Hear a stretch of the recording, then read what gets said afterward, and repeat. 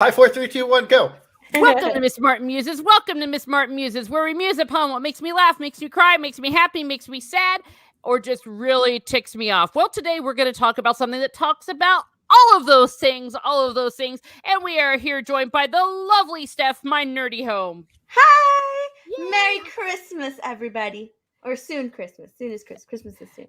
Yeah, we're getting there. We're getting there. And how about Santa Biggles? Ho, ho, ho. Mary Margaret is the worst. She's a ho, ho, ho. Yes. Yes. Tramp. Oh my gosh.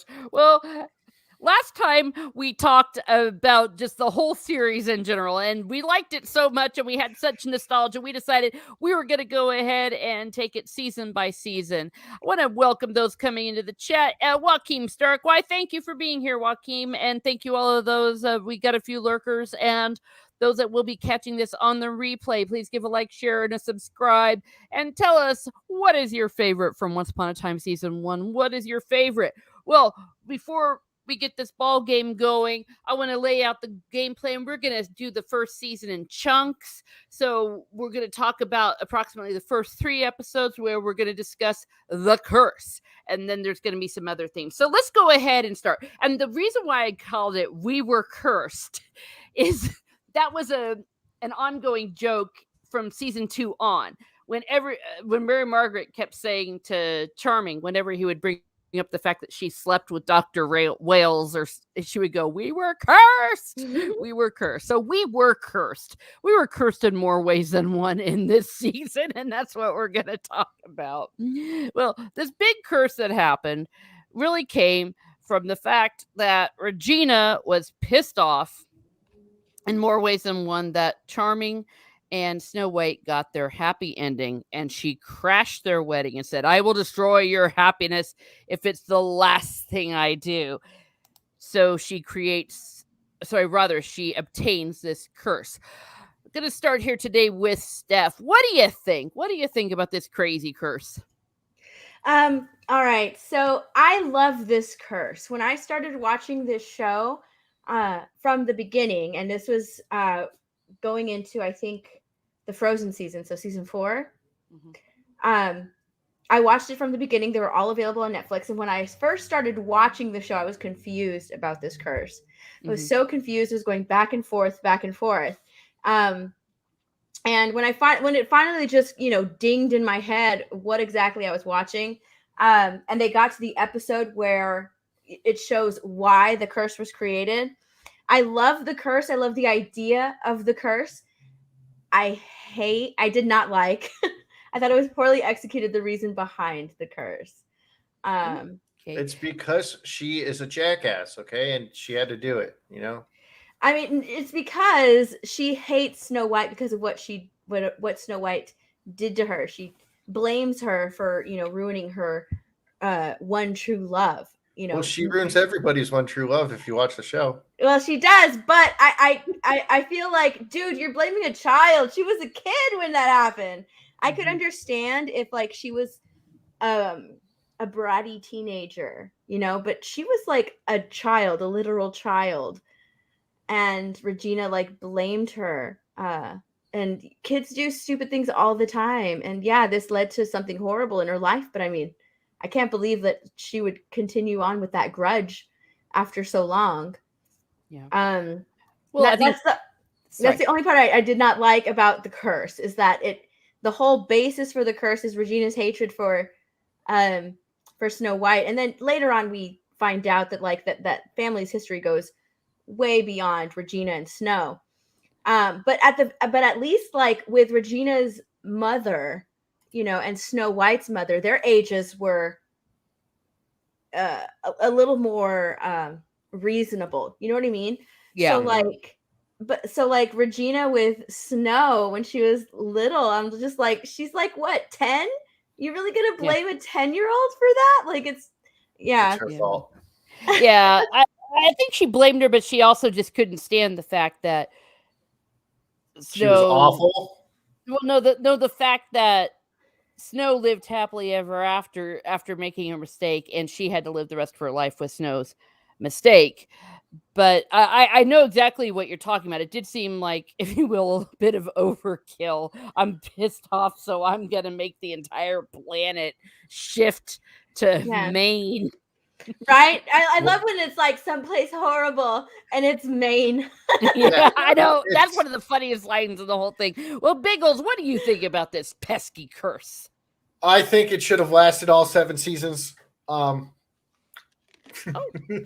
not Okay. really. But I think it could have lasted longer. Like, I just wanted to see Mary Margaret suffer, and I didn't get enough of that. The best part is when Catherine smacks that hoe across the face, and she's like, I forgot what she said, but it was the best part of season 1. And if season 1 was only her just getting smacked over and over again, the curse was perfect. Okay. Oh Okay. my God. Those of you out there that know how to do this, make Biggles a gif of Mary Margaret getting slapped over and over and over and over again. It was the greatest, like those Baby Yoda scene ones ever. Yes, yeah. it was the greatest scene ever in all of Once Upon a Time. And she's like, "What, No love David for Mary didn't?" Margaret. She's like, "David didn't tell you what?" Like, no, well, David David is a stupid guy. Okay, he's trying not to hurt anyone's feelings. Yeah, He's well, very- he was a total very definition stupid. of soy. He was terrible. But he was Oh. cursed, so it makes sense. Now, before we go on, I want to say hi to our chat. We've already said hi to Joaquin and TD. Oh, it is TD. Okay, Phil TMNT. Gosh, tongue twisters today. Dan Blackroyd, Keck44 modding for me. Lucas Prime. Thank you very much. Thank you very much, everyone been here, and all of those that will be coming and listening on the replay. Yeah, I hear you on all of those things. I thought, though, it was clever that part of her revenge in this great curse was that she would see these lame versions of the people, like the way Charming eventually became this big loser, and Mary Margaret was lonely and never had love. I don't think so. I think that she reveled in that. That's why she wanted to keep them apart. Because no, but that's what I'm saying is that she enjoyed she reveled in that. That's why she wanted to keep them apart. I think Regina's curse in this curse is that she has to live, it's like Groundhog Day for her. Yeah. The same day over and over and over again. Yeah. That's why she got Henry. That's why she got Henry. Exactly. Yeah, they had that episode in where they went through that. Yeah. I guess what I'm trying to say is that it was perfect for Regina in the sense that she enjoyed it for a little bit, of course, but that came later, that she was able to just see everyone being all lame and that she was in control. I thought it was interesting, though, that she really wasn't in control because Rumpelstiltskin was messing with her the whole time because he wanted the curse as much, if not more than she did. As we learned, because he sees it as a way to get to his son. And so he manipulates and guides Regina into casting this curse. Which is even more awesome. Oh, yes, exactly. Well, and one of my favorite lines of season 1 is when Rumpelstiltskin, after telling Regina that she has to kill the thing she loves most, and he goes, "Now you know what you love. Go kill it." Go kill it. Yes, it was so evil. I felt so bad for her dad, though, because he's just like, we don't have to do this. We can start over, go somewhere else. And she's like, oh, no. And he really thinks that everything's going to be okay. And then she rips his heart out. Oh, I know. But he was right. She should have just walked away. Yeah. That's the best thing to do with Envy, but that would have all been over very quickly. I mean, hey, they could have still done a great story with, even though she didn't start the curse. Yeah. You know? Well, and there's loads of fan fiction out there going through all these different scenarios. Hopefully it's where everybody just kills Mary Margaret over and over again. Yeah. And it's like, that's how. Stay away from the snowing fence. Charming even goes like this and like stabs her. Be like, you're so annoying. Ah! Okay, now we know what Santa Biggles' happy ending is. Well, she was lame, and that was part of her character. Really pathetic, going out on the date with Whale when we see him, and he's spending the whole time looking at Ruby's butt. You can't blame the man. You can't Oh blame no, nobody can. I mean, we're either admiring it or being jealous of it, depending on what your gender is. So I see you chat. Yeah, Lucamus Prime. Yes, Rumple is my favorite character too. Him and Regina are definite standout characters in season 1. Yes. Emma, Hot. Yeah. That's about it. Emma is just kind of like Mary Margaret, you know? Yeah. She has moments. There. Yeah, she has moments of brilliance and moments where she's too dumb to live. Yeah. Yeah.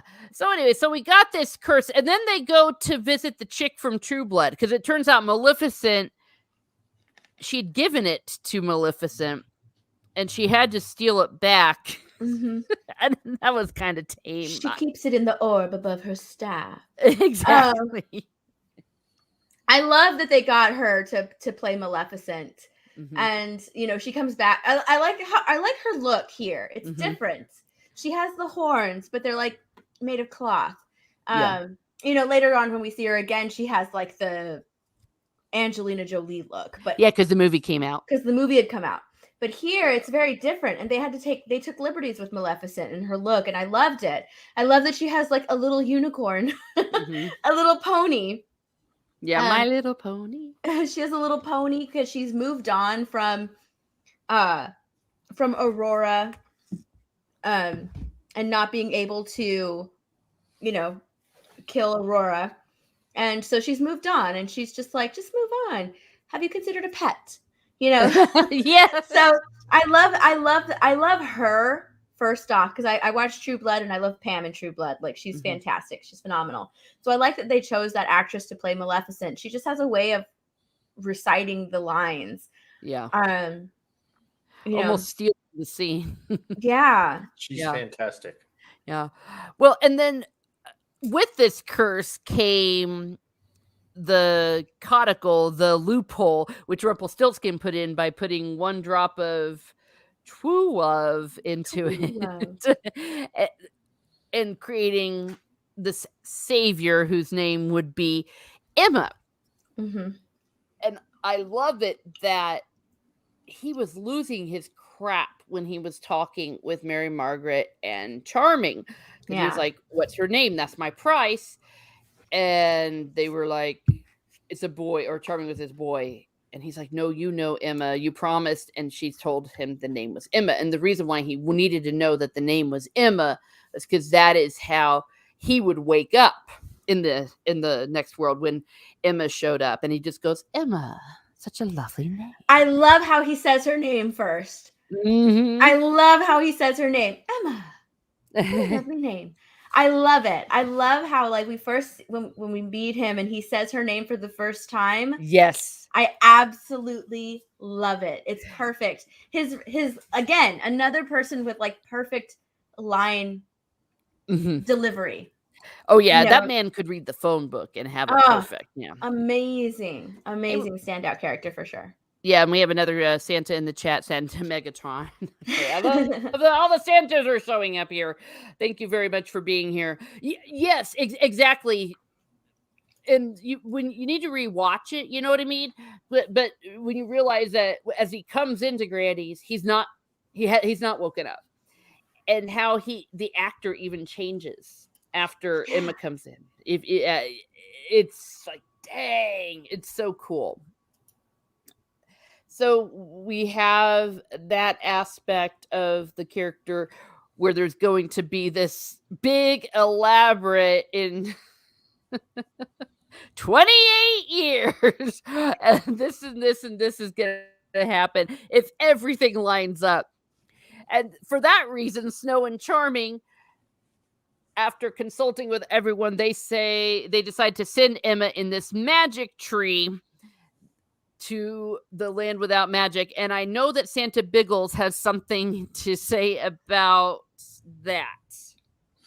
Yeah, one of them should have still went with her. I think that based on how it worked, like they saw what went in.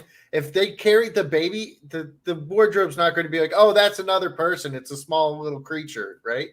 Could have been holding it, could have went with it, because Pinocchio went through with everything he had, and she went through everything she had.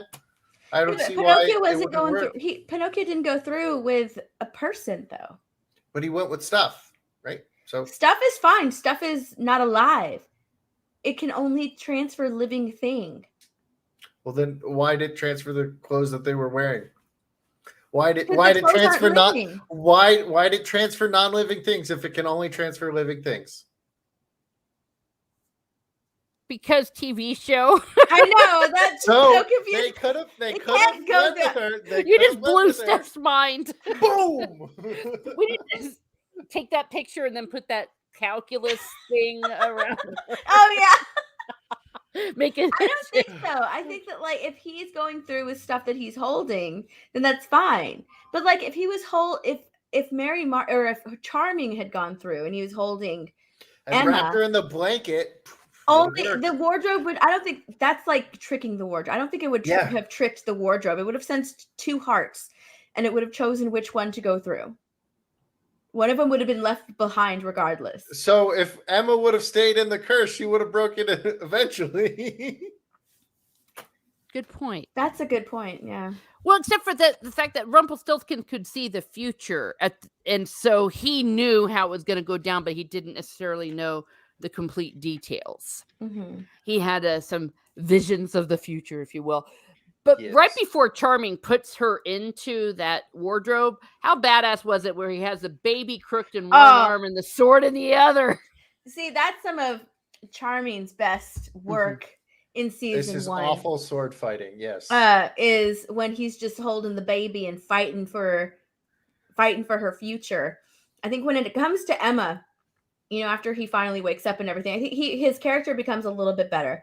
Oh, absolutely. Yeah, his character becomes a little bit better because like when he's fully aware of what he's doing, and he's not cucked because he's so cucked. Oh my gosh, he's definitely uncharming in the curse. Even when he's with when he's with Snow White, he's cucked because like she's always taking the lead and he allows her to take the lead on everything. I think this part right here, he stood out because she has no control over it. She's like, I can't, she's giving birth. She has no control over it. So it's not like she can just dictate to this kid, stay in my belly. She should have crossed her legs. Sure, she could have. And she couldn't be moved. At some point, you can't get up. You can't move. And she was in that point. She was at that point. He couldn't even carry her because she was in so much pain. So drag her. Come on. Toss her in like a football. Yeah. But I think he's at his best when he's taking the lead, when he's taking charge. And right here in this moment, he had to take charge. He had to do what he needed to do to get his daughter into that wardrobe. And he had to tell her like, hey, this has to be done. She has to go. That was a very moving scene when they say goodbye and she screams. Especially when actually, you know what? I'm remembering it wrong. Snow White is telling David to put the baby in the wardrobe. I think they both are. Well, they both did. Did they both? I need to look it up. Yeah. Well, I watched it and basically it was like, get our child in there or something like that. Yeah. But David was already doing it because that bitch couldn't move. She was just like, she couldn't move. When he takes off and they pan back to the mirror and it has a reflection of Snow just crying. Oh, that part always gets me. Yeah, and then he's like, save us, he tells her as he puts her in. Save us, and he kisses her. But no pressure, kid. I know, right? Pressure. and then she's has her little blankie with Emma on it, and that's how they knew it was meant to be. Oh gosh, that was really. And I love when she moves in with Mary Margaret, and Mary Margaret's like, "What a beautiful blanket," and she even smells it. You know? because it's like they know. Yes. Yeah. Well, and then Little hints. She's just creepy, okay? no, Like to smell things. She even puts it down and she's like, "What am I doing?" She's pulling a Biden, sniffing the Yeah. baby blanket. And speaking of when they wake up, Regina, up until skin deep, is trying to figure out, is Rumpel awake? Yeah. And that when they're at the end of episode 2, she's like, who is she? And he's like, I think she's exactly who you think she is. And she keeps trying to get him to admit it, but she's afraid to tell him. And just Rumpelstiltskin won't. And then he just walks away, takes a bite of an apple, and tosses it behind his head like he's teasing her. Like, haha, I know. But, or did I just toss the apple just because I could? Yeah. I love that. I love how he's like, please.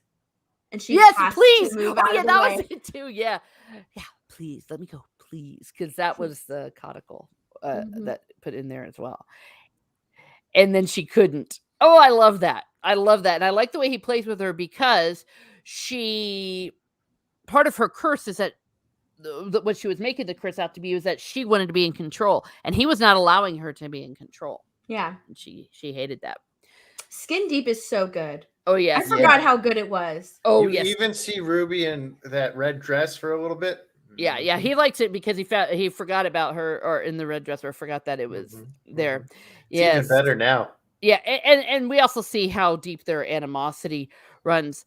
I loved Snowfalls. I adored Snowfalls. I liked Snow White and Charming and how they fell in love. Darn it. Snow was a little bit annoying in the fact. Yeah, I know you don't. But I think they were trying a little too hard to go strong women. Well, yeah, she is definitely that strong women character throughout the whole series, I think. Yeah. Because it constantly shows her in the whole series like kind of taking charge. David's even encourages her to make speeches and says that it's your army, throughout the whole series. So like definitely strong women with Snow White, absolutely. But yeah, Snowfalls is good. I liked seeing their introduction and them meeting and how they fell in love. That is a huge thing moving forward because they're always going back to that. Yeah, and then I will always find you. I will always find you. That honestly got annoying. That thing even got annoying in season 1 because it's like David's constantly saying that. Where is she? Don't worry, I'll always find her. I'll always find her. I'll always find her. I will always find her. I'm gonna find her. It's not David's fault. They wrote him as the most basic bitch. I didn't realize how many times he says it in this season when they go back to when it's like a Snow Charming focused story. I didn't realize how much they said it. Like they said it so he says it a lot. Yeah. He says it like 14 times. Yeah. He will always find us. Might be more, but 14. Well, and I got really annoyed how at the end of Snowfalls, after Charming wakes up from his coma, and just when we're thinking, okay, maybe they're going to get together, Catherine shows up out of nowhere, and it's like, oh, please, here we have with the soap opera. Mm-hmm.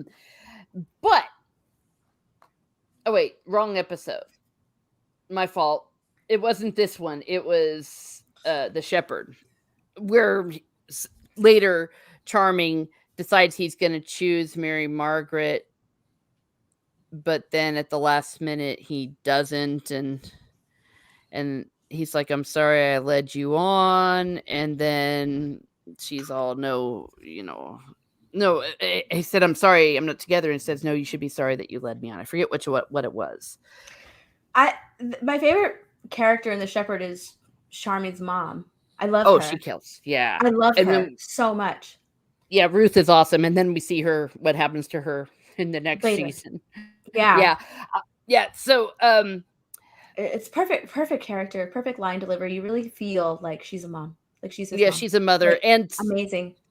in the sad story that we figure out, Charming wasn't really the prince. It was originally like his brother. His brother was the real James. Thing on a twist on the Prince and the Pauper. That was really cool. I don't like his long hair though.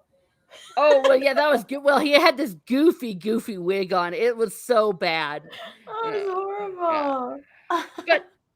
But the magic is slowly happening in the stories, and this is kind of going on through episode 3, especially starting with episode 4, where despite everything that Regina's trying to do, Emma's starting to melt the curse. She's little happy endings are starting, and that's kind of where we see in this that there's a series of happy endings. She's able to help Ella get with Sean, who's really her husband, and the baby, so she reunites that family. Mm-hmm. She also helps loads of people we see with Hansel and Gretel. She helps Archie. Yeah, Archie finds his balls and stands up to Regina. Archie's the best. I loved Hansel and Gretel. That was good. Yeah, I liked that one. Yeah, Biggles, what do you think about Archie and that whole still small voice? Archie is the best character in season 1, if you ask me. You think so? Yeah, I think so. Well, Graham until he died, but but Archie. So Archie is constantly like, "Hey, we need to do this. Like, this is going to help him, and this is like," and he's always trying to help people. He even actually, I think that's in season 2. Yeah, that's season 2, so I won't go into that part. But he's always trying to help everybody, right? Even though, go ahead, say what you want to say. I don't see him helping anybody other than Henry. Like, we never see him helping anybody else. Well, you see him helping Regina in season 2. You see him talking to Rumple when it's the end, when he thinks August is. No, that's but you see him in season 1. Yeah, I know, but that's what I'm saying. I don't think he's the best character. I mean, never mind. Keep going. Yeah, we'll get to that at the end of the stream. He's always trying to help people. Find it out. He rushes in after Henry when no one else did, and then the thing collapsed, and then they blew it up, and he was stuck with him more, and he got him out first. Yeah. Right. So he's always constantly doing good things, and like in that you find out that the reason why he's so close to Geppetto is it's his fault. Geppetto lost his parents. His parents, yeah. They turn into creepy puppets. I know those puppets are creepy. Yeah. Those things are the things of nightmares. Mm-hmm. I rather stare at those than Mary Margaret, Oh my gosh. What I thought was funny is that when they go do that flashback with Archie, the guy already looks really old, but then they go back and he's dressed and he still lives with his parents and he looks like really old. It's kind of like the stereotypical basement dweller. Look at Biggles. He's like, I don't like that criticism of Archie. Oh. It's okay. I will forgive you. Yeah, but no, it's okay that he was old. Like, he wasn't allowed to leave because they were tyrants. Yeah, that's I know. That's true. That's why he tried to get rid of them. Yeah. He was trying to do it for the people, and he got tricked because he didn't watch the trigger finger. Exactly. He and Alex, yes. Someone else pulled the gun. But I love Rumpelstiltskin in these flashbacks because it shows how he manipulates them, but is he really manipulating them? Because he even says, well, you never asked what was in there.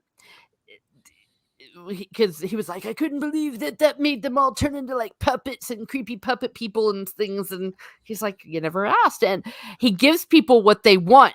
And that's why they're vulnerable to Rumpelstiltskin. Yeah. He knows how to recognize a desperate soul, which we see later in that. Well, and then the other big melting of the curse that Emma kind of triggers is with Sheriff Graham. And it does not end happily, at least for Sheriff Graham. We find out that he's been screwing the mayor. Props. Props, Graham. He feels nothing. Feels I feel nothing. Yeah, he I can't love his accent. Yes. Nothing. Before he becomes 50 Shades of Gold. Yeah, I mean, leans for great. that crap. By the way, there is a fan fiction out there called 50 Shades of Gold. for all those that want to read some Rumpelstiltskin No smut. way. Oh my god. Way. But I digress. But it turns out that she has literally been graping him for goodness knows how long, because she pulls out 28 his years. 28 years. Yeah. She rips out his heart, and when you do She's that, you now control like his boy somebody. toy. Yeah. And he can't leave, otherwise she'll kill him. And she said, otherwise she'll kill him. And Emma helps Graham stand up for himself, which is yay. But the moment. Now, I have a question, though. I have a question. Okay. I have a question, because when Emma kisses Graham, he gets his memory back. Yes. Okay. Now, is that considered true love's kiss because his memories came back? Or is that just the power of the savior? Like, if she goes around kissing people, will they wake up? Actually, Power I felt of the it. Savior. I felt it was true love's kiss, but it wasn't like the Umpty Dumpty true love's kiss, because it had to be through the love of Henry, who was all connected with that. But I think it was true love's kiss from what they were feeling at the moment, that they were both having a genuinely emotional moment, and it was a positive thing. But it didn't break all the curse for everyone, because it wasn't the nuclear bomb. We needed the nuclear bomb. So because if all Emma had to do was start smooching people, that would be too easy, wouldn't it? Yeah, Well, see, that's why I was confused. I was like, well, how come he woke up? She gave him his memories. Can she just like go around and like kiss someone on their cheek? she probably could. She never tried it. She didn't even kiss Henry until the very end. Oh, that's That's okay. her own son. She never even kissed him. Okay. So Biggles, you're interpreting it that her kiss just because she's the savior would do it. My interpretation was that because there was genuine emotion and feeling behind what they were feeling at that moment. Well, if that's the case, anyone could fake true love, so you could break any curse. We'd have to fake, but your words were fake. It has to be genuine. I could fake true love. Just ask some But it of my has to be ex-girlfriends. Magic knows. Magic knows the know difference. anything. I know it has to be true love, and a part of me felt like Emma was only interested in Graham because he was with Regina, so it was kind of like that rivalry that they had going. It's how it was like painted, you know. So she was just like, how can you do that? How can you sleep with someone like that? And it's almost like, wouldn't you rather have me instead? So that's how I feel like that's how they kind of painted that picture, is like this rivalry between the two women. And so like that's why I was so confused, because I was like, well, that's not true love. I mean, yeah, he has a thing for Emma, but does she really have a thing for him, or is it just because he's sleeping with Regina? I felt like that she genuinely was attracted to him, and that maybe it might have gone something further. I think it was because she was attracted to him before she found out about Regina, because she only found out that they were screwing at the beginning of that episode, or the end of the previous episode, rather. Yeah, I don't know, but either way, it was just confusing for me. Well, they changed the rules later, anyways. But she crushes the heart. Too bad. We never found out if it was going to go anywhere, and then he dies. I love it the way it starts off with a kiss. He's like, "Oh, I remember," and then he starts to fall, and she's like, "What? Huh?" And then she's like, and that's how the episode ends. And then she's crying in the next episode, and you're like, "Gosh, shut up!" Oh, that she cried. Well, and I loved Regina. You could see the envy she was feeling as she was crushing the heart. That tears started coming down her face. That's how angry and jealous she was. Lana Parrilla is such an amazing actress. Like, that's what I'm saying. Her, Regina, and Rumple, this is their season. I mean, they're fantastic. They're incredible. And Archie. They're incredible in this season. In this season. I mean, it's really... I couldn't even... Tour de force. Even in in Skin Deep, just at the end of the episode when she just opens up the little door flap to look at Belle. Mhm. Just Oh, yeah. even that, it's like, God, this woman can do anything, because you look at her and she's like pleased with herself. She's Mhm. happy that like she's still there. You can see everything that she's thinking in the look that she gives through that tiny little door opening. It's so good. She's so amazing. Yeah, I think that the consensus was that both herself and Robert Carlyle should have at least been nominated for an Emmy for that season, Oh, because the absolutely. performances that they gave were amazing. Mm-hmm. Speaking of amazing Robert Carlyle, going into what I call the coward phase, we start to go into the big chicken sh dashes. We have Desperate Souls. I love Desperate Souls because I swear I see it also in real life, that I know how to recognize a desperate soul, because a desperate soul is more dangerous sometimes than an evil soul. You know what I mean? When Mm-hmm. someone's desperate, they'll do crazy crap. And we learn that Rumpelstiltskin, he had been he had been hobbled in the war, and they had hinted that he had run away as a coward. So he was known as the town coward whose wife had left him. Yeah. And they're going to take his son off to fight in this war. And in order to save his son, there's this Zozo guy, otherwise known as Zozo. Wormtongue, who is very much like Wormtongue. Yeah. And tricks Rumple into killing him.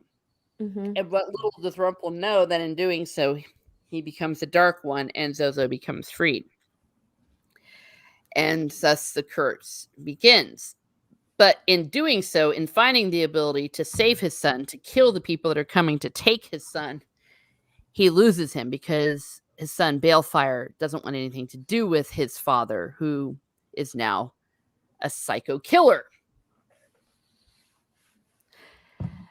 I don't know. What do you think about Desperate Souls, Biggles? I like it.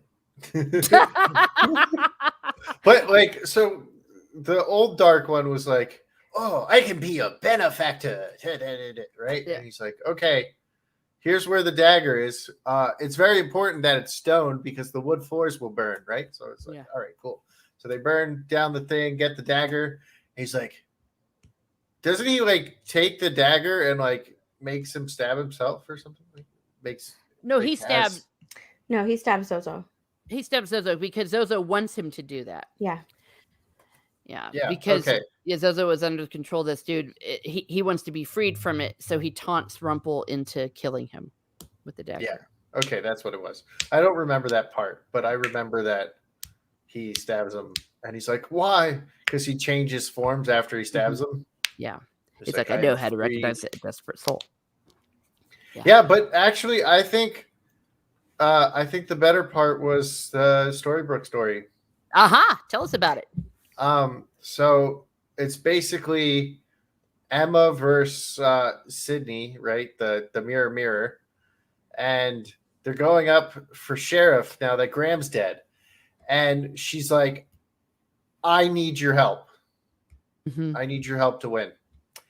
And he manipulates Emma by setting the fire, right? So he manipulates Emma, sets the fire, right?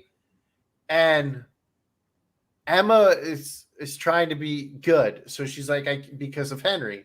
So she's like, I don't have any proof, but Mr. Gold started this fire, right? Mm-hmm. And I was just in the right place, right time kind of situation thing to save Regina. So like this whole thing was manipulated, and then he gets up and walks out. Mm-hmm. And then at the end, he was like, the only person they fear more than Regina is me. And it's like, he's like, gotcha, bitch. Yeah. Well, a funny scene relating to that, as Emma is visiting him earlier while he's planning the fire. Yeah. He's just sitting there setting up all the the accelerants and the everything that he needs to start the to set a fire. fire, and she doesn't notice. It's like, wait a second, what the hell are you doing? Yeah. That's also a funny part. Yeah, and that he manipulates that because Emma is also a desperate soul. Mhm. Yeah. She just wants to be loved. I think it's so funny, like with Mr. Gold, when he's just having random, regular conversations with people, or even just little things, like the things that he has in his hands, and things that he's planning later. It's so funny. Yeah. When you see them. When you see stuff play out, kind of like this, like he's planning the fire later on when he kidnaps Belle's dad. Yeah, he has a rope and duct tape. I know, it's so funny. Like, and Dave's too dumb to notice it. Yeah. Well, I thought David mentioned something about it. He's like, no. Oh, not about the rope and the duct tape. Oh, I thought he mentioned something about that. I could be wrong. No, Rumpel teases him about the 2 Valentine's Day. Yeah. Yeah, but that's exactly right. And the other 2 dumbasses / cowards / idiots are Mary Margaret and David in 7:15 a.m. where they would try to see each other at Granny's because they were pathetic. Oh, that was so stupid. That episode could be gone. It was that episode was so dumb. Yes. That's probably one of the weakest episodes. It's like season 5 bad. Oh, well, I don't know if it's that bad. Is that the one? That's the one with the bird, right? And yeah. That's one of the weakest episodes of the season. And surprisingly, it has, 2 of the main characters, right? Mary Margaret and David, charming and Snow, but it's one of the weakest because I'm just like, dude, she's a stalker. Exactly. Especially when she tells Emma, like, I just know that he goes to get coffee at 7:15 and then goes in this and then goes that and does this at 5 o'clock and they have dinner at blah blah blah. On Fridays they have Chinese. It's like, are you fucking kidding me, dude? Yeah. Though to be fair, they let that be shown with Emma going, are you sure? She even kind of makes a comment about that. I thought it was hilarious though, because there was a really stupid part of it at the end where we thought that Catherine was pregnant. And then he goes, Catherine's not pregnant. And then that's what changed her mind about having an affair because Catherine wasn't pregnant before. Yeah. And so I was just laughing my butt off. And then they kiss and Regina's like, oh no, they're kissing. And it's like the dumbest affair I've ever seen because they're in a small town in broad daylight making out. Well, they're very stupid. You have the worst character, in my opinion, and the worst character in Steph's opinion between David and Mary Margaret. Yeah, I always called him just dumb David. It was never David. Dumb and dumber. Dumb David. Okay, by the way, I want to say hi to everyone coming in. I've seen some people coming in. We got Nick McCabe all the way from Australia. We got Michael Silem. Genevieve Nakano from our Once Upon a Fan Day. She would do these beautiful edits of the pictures. Well done. Nice to see you. She loves her swans and has gorgeous swans on her Twitter. So good to see everyone. So good to see you as we're continuing our discussion of season 1. So Mary Margaret and David become the dumbest cheaters on planet Earth. They're dumb. Broad daylight. They're dumb. They're so dumb. They so dumb. You so dumb. They're so dumb. I'm wondering if is it supposed to mirror them in oh my god, why can't I think of where they're the Enchanted Forest? The Enchanted Forest is supposed to mirror that, like, because they're not dumb in the Enchanted Forest, you know. Yes, they were. Yeah, they were. Just pay attention. Yes, they were. I mean, not as dumb, not as dumb. Like, because their affair was terrible. Yeah, I that was one of those please God make this stop stories. That was a 10 out of 10 Padmes. It completely made me lose the will to live. It was like, all right, you want to bang. Like, that's pretty much all you want to do. You just want to bang. Get a hooker for that, Yeah, exactly. Less I mean, complicated. at least David had a wife that he could go home to. Yeah, it was just so gross. Actually, everything about it was really gross. The idea of Snow White and Prince Charming cheating, but then there was a big debate. Was it really cheating? Because technically they were married. They just thought they were cheating. So is it cheating if you're just thinking you're cheating and you're really married? Because Well, he was really married to Catherine too, Frederick. So she was cheating on Frederick in a way. Yeah. But but didn't she's know. married. Well, I Yeah. mean, later on in the season, Charming punches Wade because he slept with Mary Margaret, and Wade was like, Whale. Whale. And Whale was like, we were cursed. It He's like, shouldn't I know. count. Yeah, But that I was a guess big joke. Yeah, that's the whole "we were cursed." We were cursed. One of my that was at the beginning of season 2, and one of my favorite things was that Whale didn't even mind. It's like, oh, okay, fine, I'll take the hit. Yeah, because he's a G. Yeah, we Yeah, have so a I guess- guinea he's pig. So I like, guess it does. My I guess bad. it does matter. In their minds, at least, it does matter. But like, Yeah. I think like the fact that they don't know, right? So if they don't know, then these they're just living their lives. Then Yeah, they they're- don't know they're a bunch of wait, they are cheaters. Oh wait, who? Oh gosh, now I've got to go. Who's cheating on who and sleeping with who? So, Well, they're cursed ones. so You see, because technically they weren't cheating because they were actually married, Yeah. but they didn't think they were married, so they were cheating. So their morals are they have a really bad moral compass. Yeah. yeah, they are the worst people to be leading the Enchanted Forest. Yeah, well, They're Dumb worse and- than the villains. Dumb and Dumber. Actually, the villains were far more awesome Oh yeah, than for they sure. were. So we have those chicken shits. Pardon my French, but And, they they were. really are. They really, and I don't like Mary Margaret even more.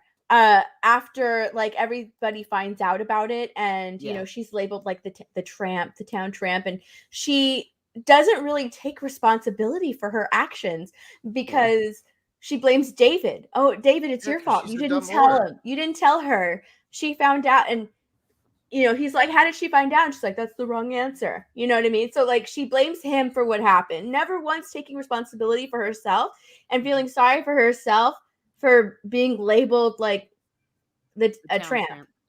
Well, Yeah. but to be fair to her, she does break up with him after that, even though technically they can be together.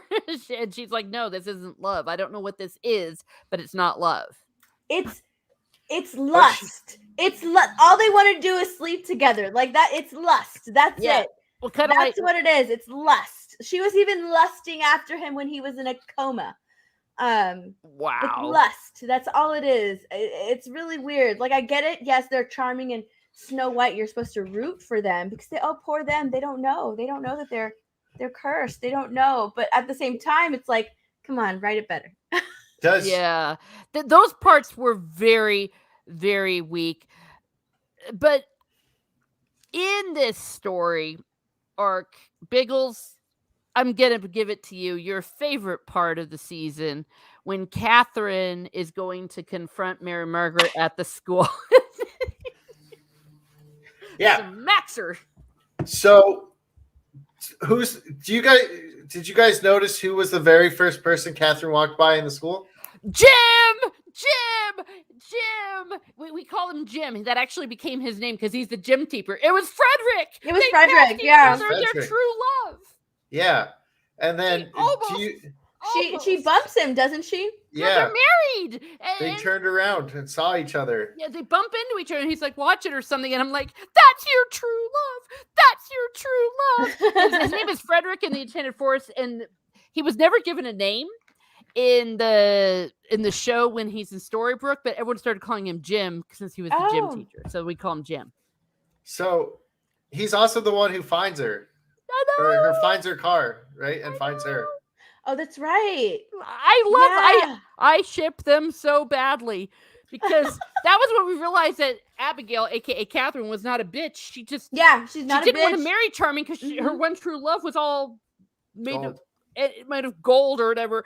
And when they melt him, if you will, with the magic water, and they're crying. And he's like, what's going on? And she's like, oh my gosh, I love you. And Charming is so happy because he brought her happy ending. I ship them. Yeah. I love that that's when we realized that she's not a bitch. Because up to then, she was a bitch. Even if she was a bitch in the Enchanted Forest. Awesome. Like, she was awesome. Well, she was but just like, I don't have time for your why shit. she had such a bad attitude. She didn't want to marry him as much as he didn't want to marry her. She just reminded me of a New Yorker. She's like, I don't have time for your shit. Leave me alone. I was like, I love this girl.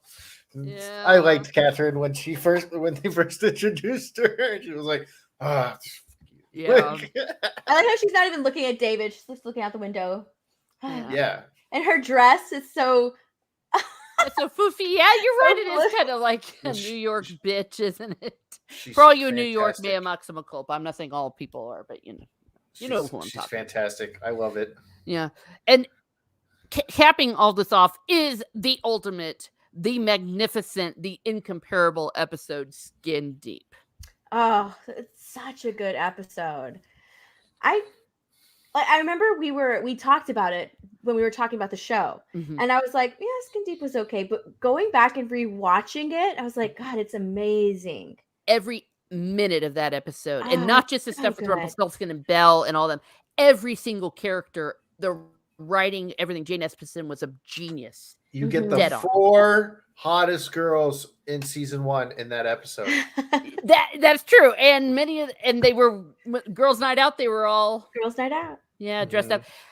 We also got another happy ending where Ella is proposed to by Sean on Valentine's Day. And he's like, I need an answer. I got to go back to work. Yeah, exactly. I know. I love that she's, the whole time she's just complaining. She's complaining that he's working so much and he's constantly alone, and she's constantly alone with the baby. And then you find out, like, oh, that's why he's working so much, because he's saving money for this ring. So cute. I like how it doesn't mirror it, but you get one happy ending, right? This one guy's grand gesture for the woman he loves, and then it goes to Charming and Snow. And David. She's expecting something too, some grand gesture, because she just witnessed this. And he's like, here's Catherine's Valentine card.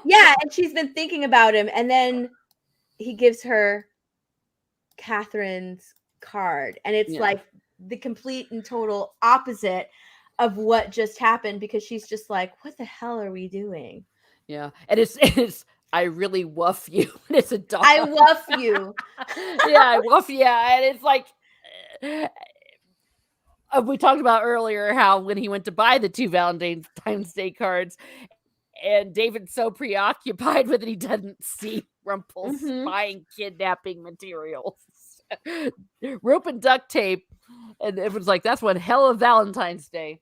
A rope and duct tape. Oh my God. Yeah. And he distracts him with that. I think we talked a lot about Skin Deep in the last one, and I could talk about it forever, but it shows you that there is another layer to Rumpelstiltskin's character, what's behind his story, and what his great regret is. We get a hint that it's his son, but also he had a one true love, and he thinks she's dead. Yes. My favorite scene, it's just a scene in Skin Deep, is after he lets Belle go to town to get straw, and he's at the window and he sees her, and you can see like this glimmer of, oh my God, she came back. Yes. This little hope in his face, excitement, however small. And then he runs downstairs. Yeah. He could so easily just poof himself down, but he runs. He runs downstairs to the spinning wheel. Yeah. And just trying to look all casual. And then he just pretends like he's just been there the whole time, not a care in the world, not wondering whether or not she's going to come back. Yeah, that's my favorite scene. Right there. That's my favorite. It's just a small scene, a small little bit of that episode, but that's my favorite part, because I love that he's just kind of he makes it seem like he's been at that window since he told her to go get straw. Yeah. And then of course the whole true love thing. happens, Yeah. we see another level of animosity between the two, Regina and Rumple, when she's coming to taunt him with the news of her quote unquote death. Yeah. And then he's And when like, she leaves, you need a new girl, Rumple. yes, exactly. You need a new girl. Oh, what a bitch. And when Fantastic. I remember when I Amazing. saw it, Oh, yeah. this is their season. It is their season. Oh yeah. I watched that episode so many times. We get that confrontation with Regina and Rumple where she's like, tell me your name. And he just goes, Stiltskin. Because he doesn't want to tell her, but that's the one thing that'll hold she has over him. Mhm. He wants that chipped cup. And I remember when she's doing that scene where you were talking, where she's peeking in. And when I realized Belle was alive and that Regina had been keeping her locked up in an asylum, I was like, holy crap, Rumple's gonna murder her. Uh-huh. Yep. Yeah. I love that. I love though that like when, oh gosh, what was it? When he's hitting Belle's father with his cane, Mhm. it goes to him finding out the news, right? Oh no! And when he's hitting her with the cane, that's when he's breaking all the all the glass in his castle because In his he castle. thinks that Belle tricked him. He thinks, oh, that's right. He thinks Belle's tricked him. That's right, right. Yeah, And he breaks everything except the chipped cup. yeah, and Mrs. exactly. Potts, That's where he because Mrs. Potts is stops. still there. And it's like, it's your fault. It's like, she's gone forever and she's never coming back. At the time, I didn't know. I was like, what happened to Belle that's made him lose his shit like this? Yeah. You know, It's so Biggles- good. It's Eddie- so Eddie- good. But I like too that like he tells Belle that he doesn't love her, right? He loves his power more than he cares about her.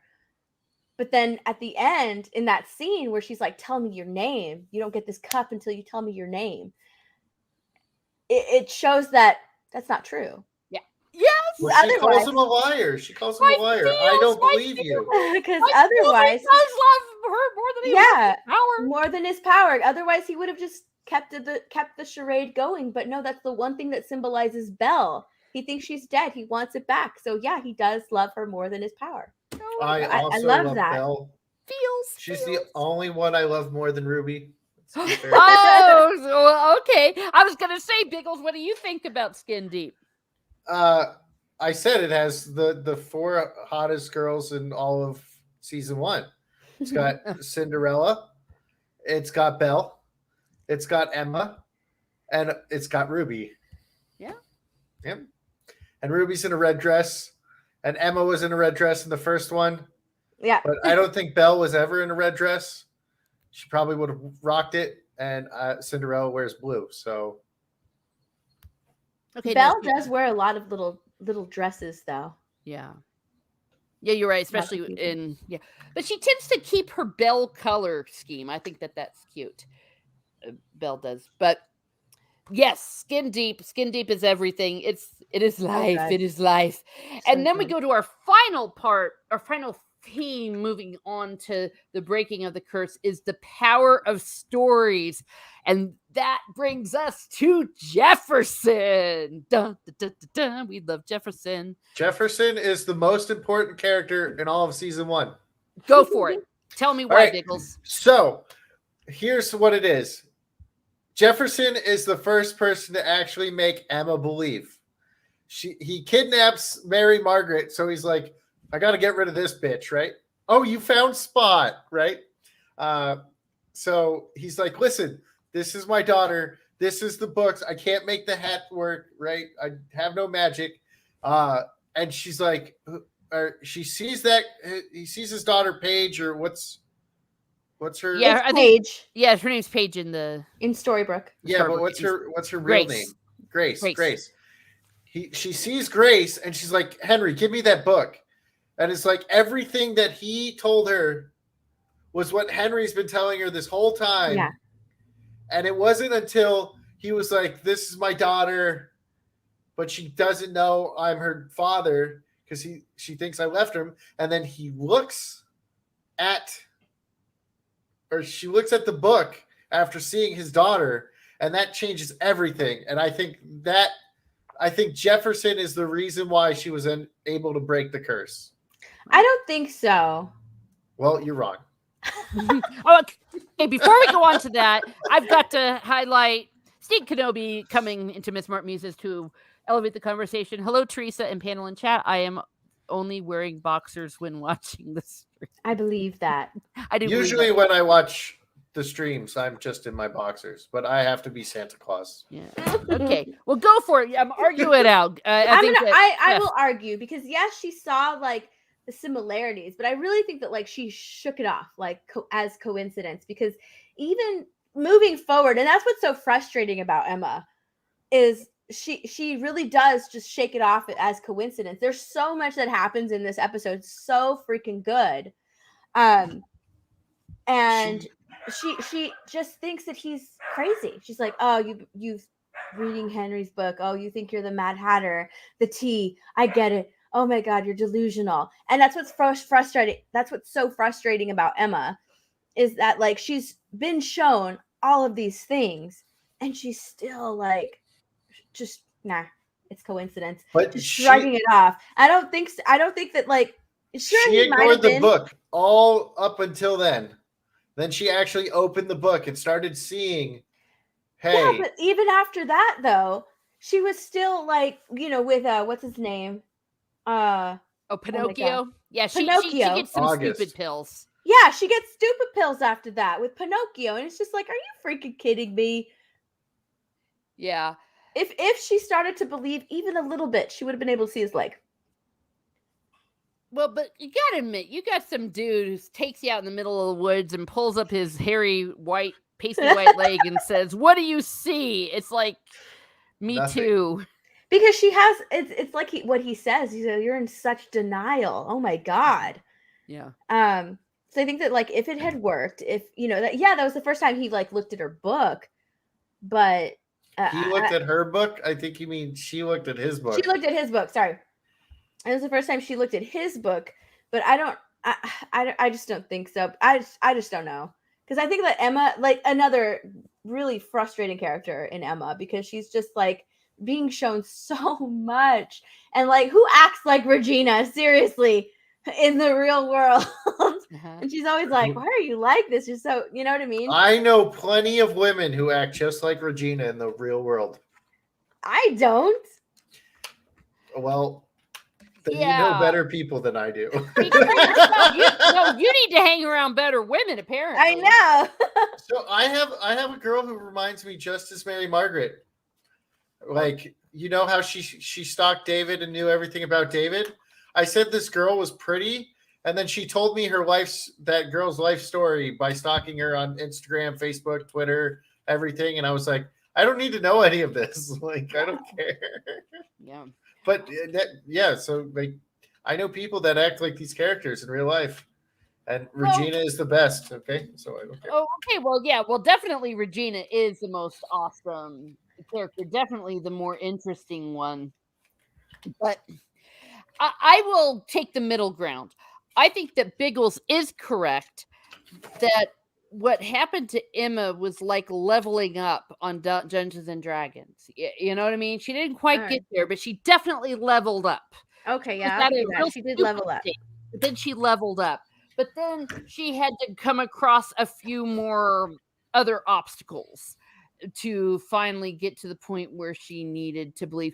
Because we also need to kind of be fair. If someone were to tell me, hey, I'm like I'm a fairy tale character and all this. I mean, I might think that everyone was BS crazy, but I would believe him.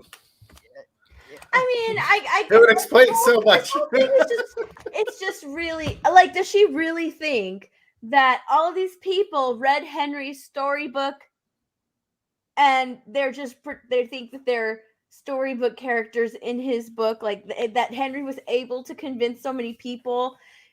Does she really believe that all these people are in on Operation Cobra? It's just like, come on, Emma, open your eyes. It's just a little frustrating.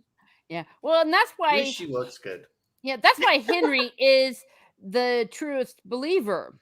Yeah. in the heart of the truest believer because he did believe. So, here's the great dialogue. The story, what's the story? She goes, it's just a story. He goes, stories. What's the story? When you were in high school, did you learn about the Civil War? Emma, yeah, of course. Jefferson, how? Did you read about it perchance in a book? How's that any less real than any other book? Emma, history books are based on history. And Jefferson goes, and storybooks are based on what? Imagination. Where does it come from? It has to come from somewhere. Jefferson is so good. Yeah. Okay. Yes. And I love it. It makes you think. It does make you think.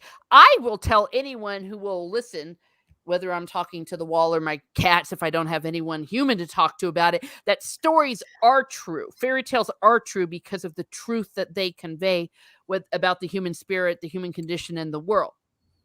They are true. Maybe not literally the fairy dust and all that kind of stuff. McCabe says, I don't think Emma wanted to believe. There are massive consequences that come with that. You have to put yourself in the situation. Me, if I realized magic, etc. existed, I would freak out. Well, yeah, because she was like, I want to believe that Mary Margaret is my mother more than anything else. And Hat Trick, she says that woman in there would be my mother, and I want to believe that, but she didn't want to. She didn't want to believe any of it. She's like, no, everything is wrong. But if she never saw Grace, she never would have looked in the book, and I don't think she would have ever been able to break the curse. Yeah, I think it chipped away, like the same way that Emma was inadvertently maybe chipping away at aspects of the curse for other people. I think that this started to thaw the curse for Emma. Nick McCabe says, we're all desperate for magic and miracles. But if they actually happen, I don't think the average person would be able to handle it. Well, no, and some people could argue that, people will see things right in front of their eyes. And I'm not necessarily talking about miracles, but even events as they're happening on the news.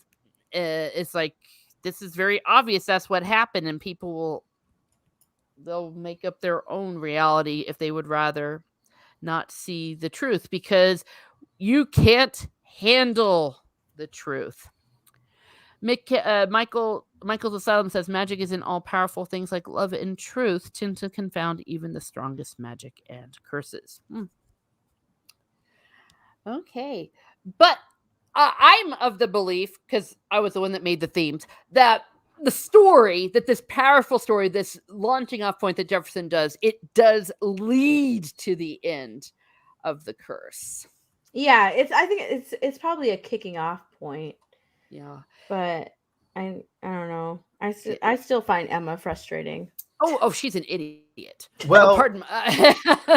She's her mother's daughter. Well, not to sound sexist, but she's a woman. Oh my god. She's a blonde. She's a blonde woman. Yeah, she's a blonde woman. Yeah, and it's all the bleach that gives her trouble. I enjoyed Regina doing a last-ditch, desperate effort to seduce David. Oh my god! He's like, "What are you doing?" I know, he's so stupid. He didn't know he was being seduced. And then she practically goes to smooch him, and then it's like, "Oh, yeah, you're trying to hit on me." Maybe not. No. He's like, Yeah, it's like, no. Oh boy.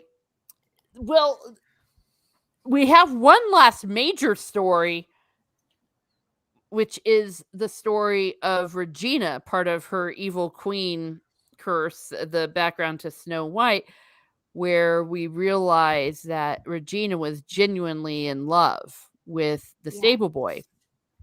And they were going to run off together. I love the stable boy. I love the stable boy. I love the stable boy. I love how innocent and young and so full of life and hope Regina is in that episode. And I love how Lana plays it. She plays it perfectly. She's just a young girl in love. She doesn't want to be her mother. And you see she ended up being just like her mother later, which is insane, which is crazy, because you meet her and she's just so cute and adorable. She's got her hair in braids. Mm-hmm. I mean, she's so freaking adorable. I love her look and her optimism in this episode. And it's just completely taken away, and you see her change. Like in her face, you see it change when she's getting fitted for her wedding dress, and she finds out that what Snow did, and she's just like, "Don't worry, dear."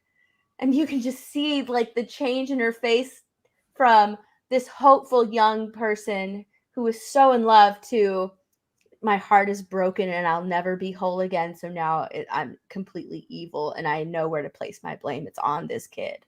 Like exactly. It's so good. It's so good. I love that episode. Yeah. And she has to be married to this old man. Yeah, this old man. Yeah.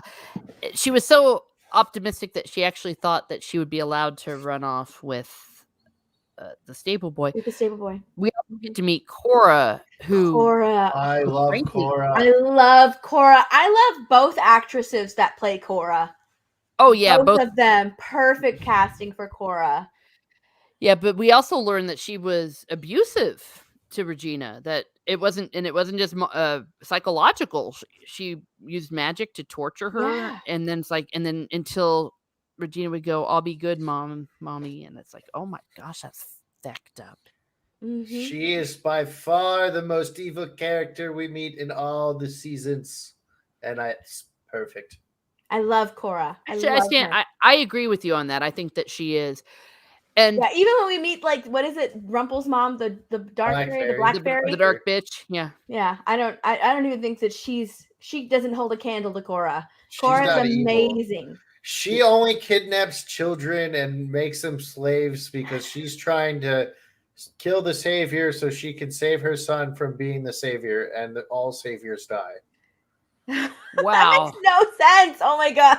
Oh yeah, kill me now. That was 15 Padmes. That's what they wrote. I know that's what they wrote. I know, but how evil was Cora? Though she was the one who manipulated Snow into ratting on them, because Snow wouldn't have done it, and she didn't have a prayer being manipulated by this much older witch, for lack of a better word.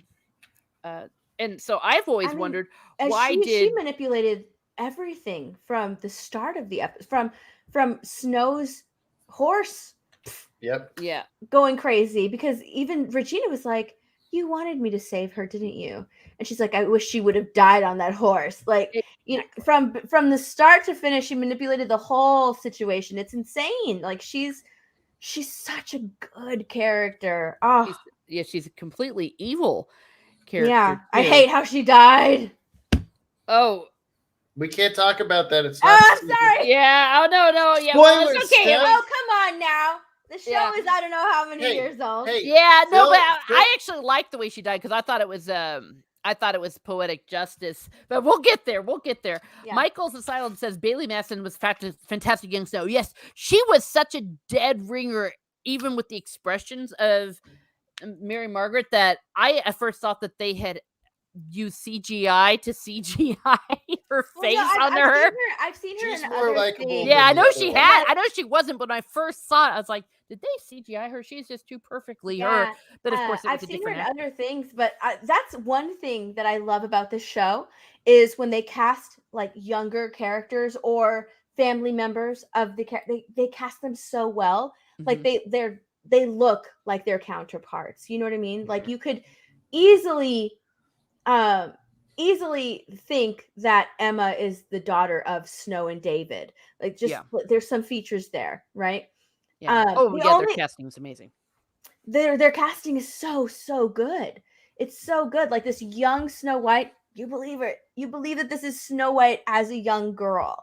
That's the more likable Snow White. Their only bad casting as far as looks was the actor who was supposed to be Pinocchio as a grown up. It's like, that does not look at all like him. And of course, Balefire. I think Balefire was probably one of the worst castings on the show.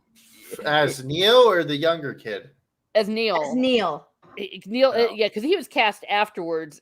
They just wanted the actor to do it because it's like, he didn't look at all like him. We spoke a little bit about Pinocchio and the father-son dynamic in the last episode. So as we're realizing that despite everything, Emma's still kind of sucking, that he decides, I'm just going to spend what time I have left with my father. So everyone's kind of given up on Emma except for Henry. And I would call it Henry taking one for the team. He realizes that his mother's trying to poison Emma.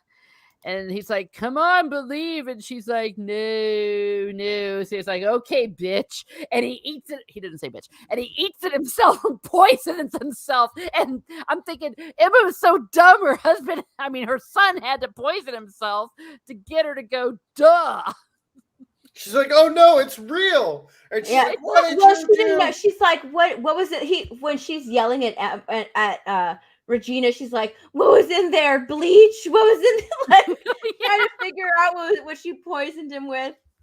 Yeah, but I love when she's like, it was supposed to be for you. I love the way she says that. It was supposed to be for you.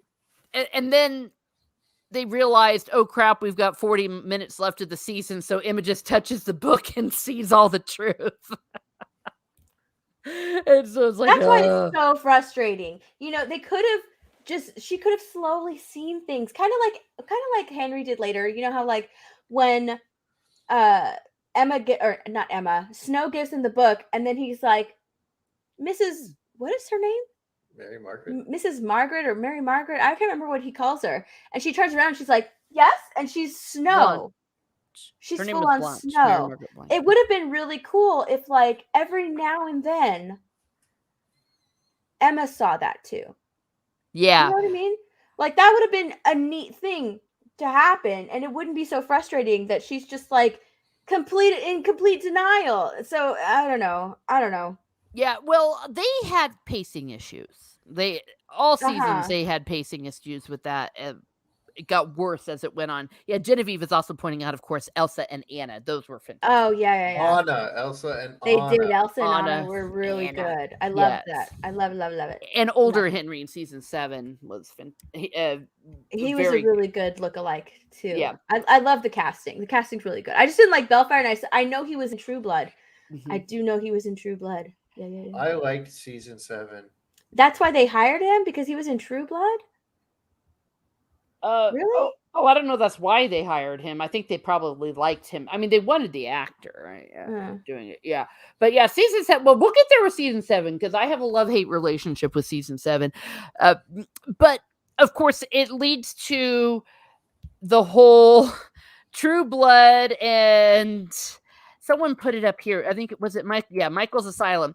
Mr. Gold is the real hero. His inclusion of Snow and David's true love in the curse is what broke it. Yes, because in a very roundabout way, Emma has to slaughter the dragon that using her father's sword. Yeah, using her father's sword from in the past when Charming cut open or Maleficent and threw an egg with true love bottled. That was so weird. The egg. But it was such a cool scene. It was next to the slap. It was probably my favorite part because it was David fighting, and then it switched to Emma fighting. And it just kept going back and forth. And it was perfect. Yeah. And it ended with that awesome proposal to Snow. I just love it because, again, testosterone was oozing out of Charming, and he's getting ready to propose, and he's got his cloak on. He just like kind of flicks it back over him as he kneels down. I'm like, oh, Charming, I love you. I love how his costume, what he's wearing, came from gold. Yeah, for Rumple, it's like, gotta get ready for a great moment. Yeah. Oh yeah, big moment. Oh my God, I love Rumple. Oh yeah, big moment. And yes. His line delivery is so that amazing. actor is so amazing. Yeah. And then blah, blah, blah. Oh, and Jefferson is pissed off at Regina because Regina had promised that he was going to get some new memories to be with his daughter, and she changed her mind because she's a bitch. Mm-hmm. So he's like, I know how to get revenge.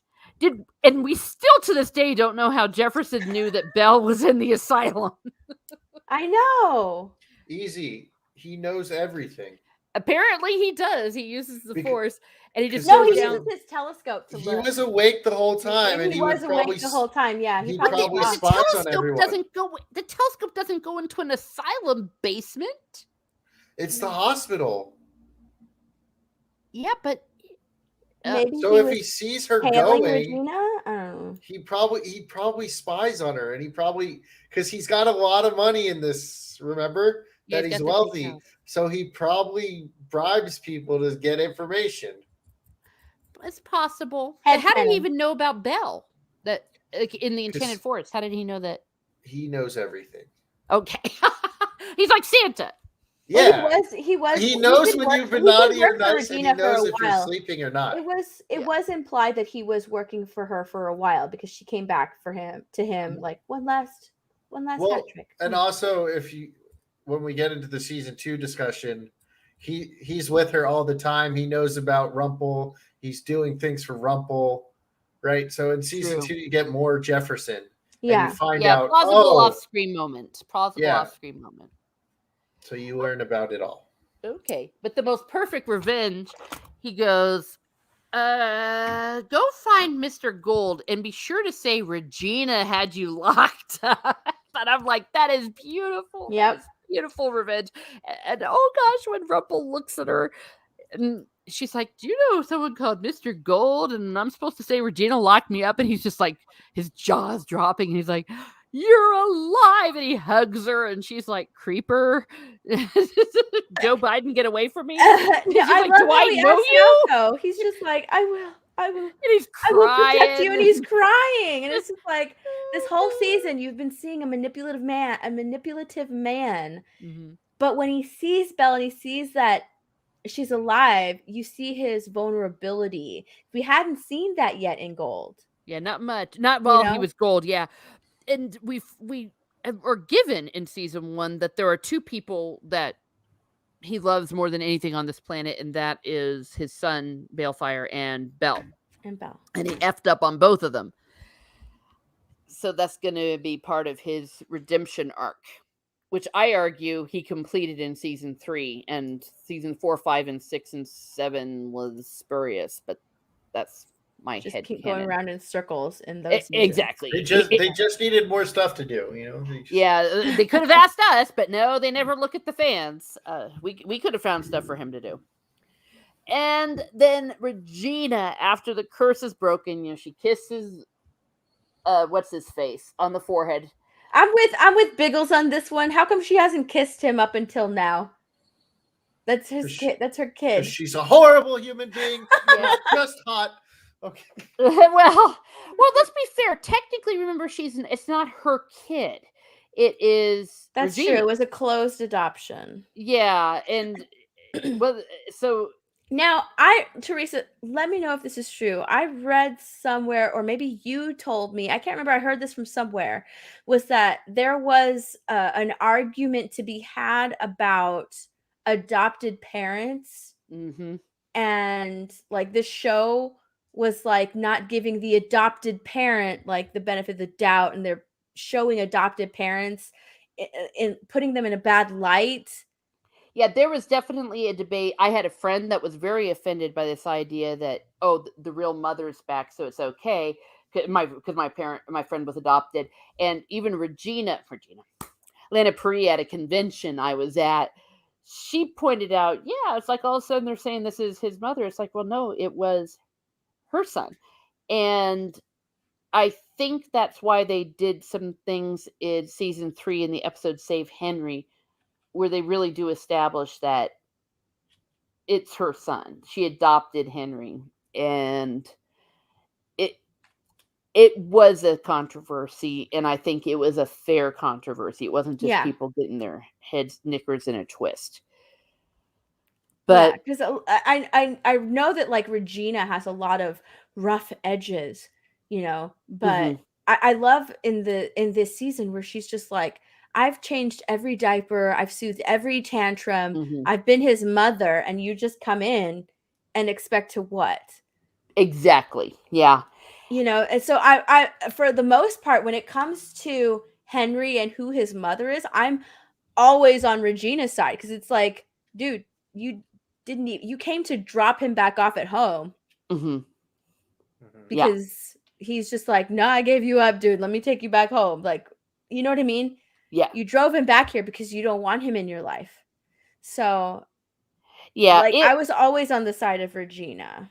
Yeah, I was too on that. And again, I was uncomfortable with some of those aspects because we've even had situations here in the United States where a parent changes their mind and people have lost their child, like people that have adopted children have been given back to a biological parent. There was a really big controversy about that, like in the 90s.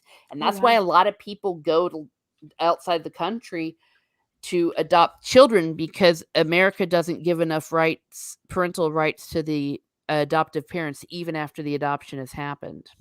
Oh, wow. It's really sad.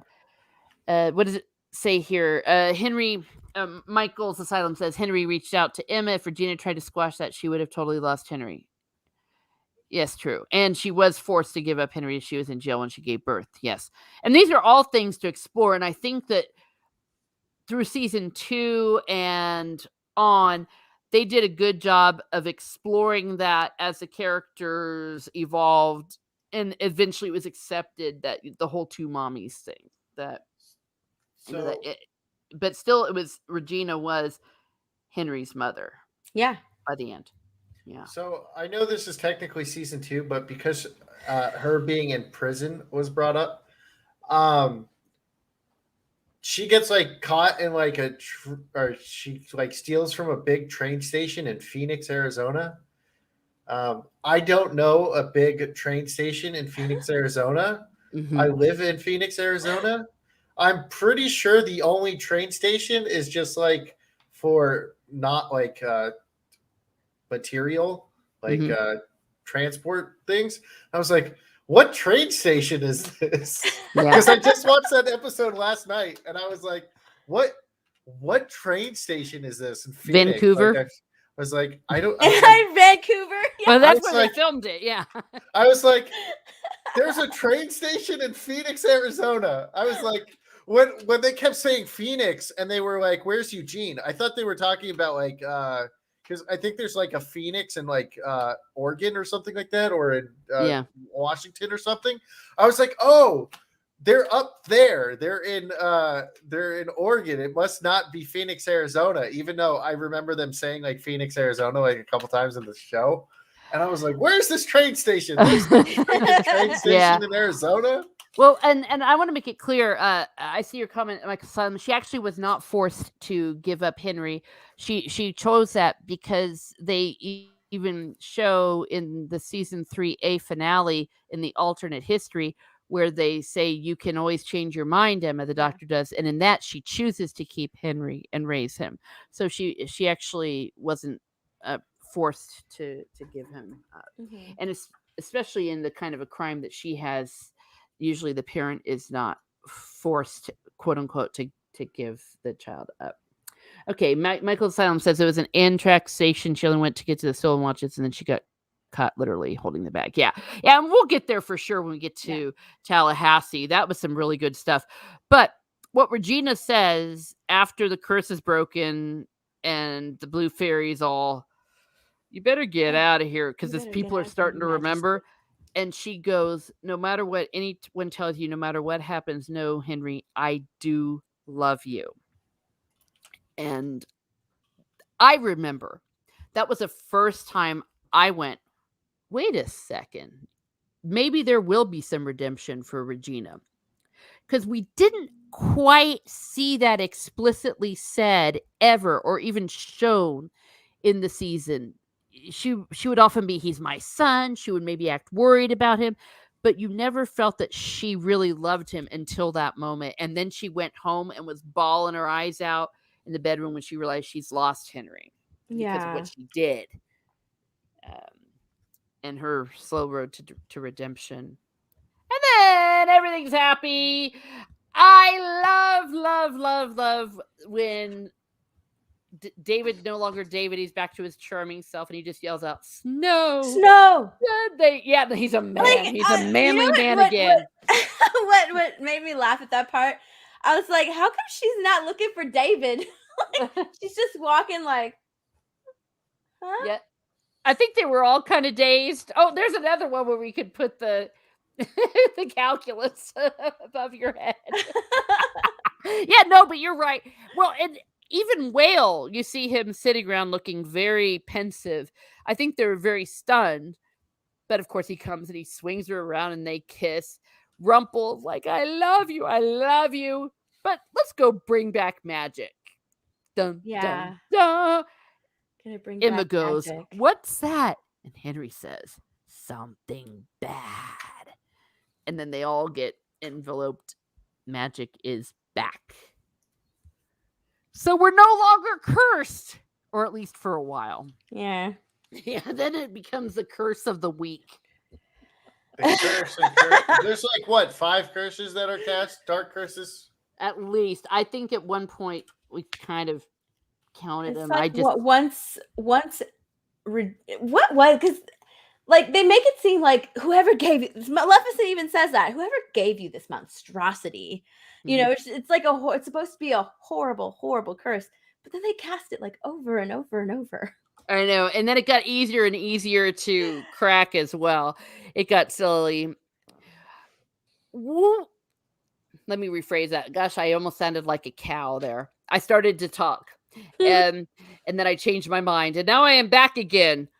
Who, Biggles, is the MVP of season 1? I think you've already said, but let's hear it. Jefferson. Yep. And you've already said why, because he was the one who... He was the most important part of getting the breaking of the curse. Okay. And he's awesome. All right. How about you, Steph? Who is the MVP for you? Oof. It's me. And why? I'm her MVP. I have 2 MVPs. It's Regina and Gold. 2 MVPs. Okay, why are Standout. they the MVPs? They really push the story along. Gold for sure manipulates a lot of these characters and pushes them forward into doing what they do. And then Regina is phenomenal. She's just phenomenal. Okay. For me, story-wise, the MVP is Henry. Because he's the one who seeks out Emma. He's the one who works so hard to get her to believe in with everyone and goes out of his way. At the very end, he's the one who takes one for the team and eats a poisoned apple to get his mother, to get Emma to wake up. He's the one who, one could argue, really breaks the curse. Because he was a catalyst, even more so than Jefferson. At every turn, he was the one who believed. The heart of the truest believer. The heart of the truest believer. Yeah, but no one believed him. Well, but that's the whole thing. It's a lot harder to persevere when no one believes you. I just start yelling at them till they listen to me. And that's when they're like, police.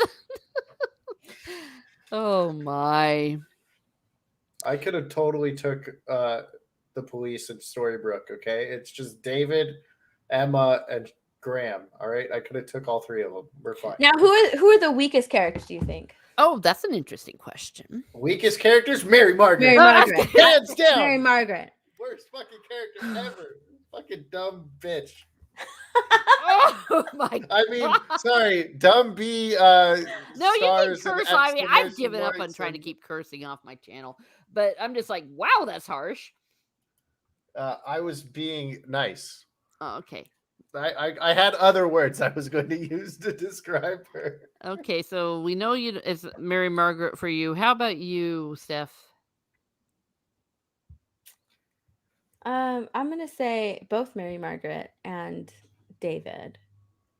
For me, they're weak links. I think that their stories, whenever the episodes are just solely focused on them, it's like skippable episodes, like the one with the with the bird. Let's skip that episode. 7:15 a.m. Yeah.